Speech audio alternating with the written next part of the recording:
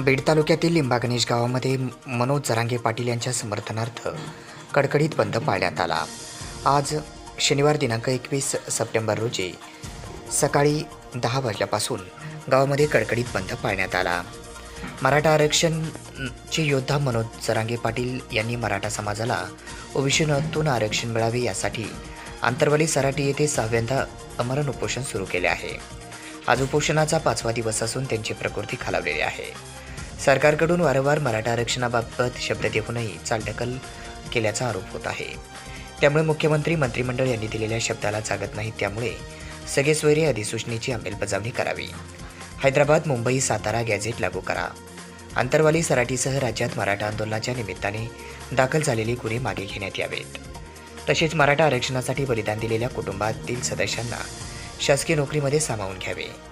मराठा आणि कुणबी एकच असून अध्यादेश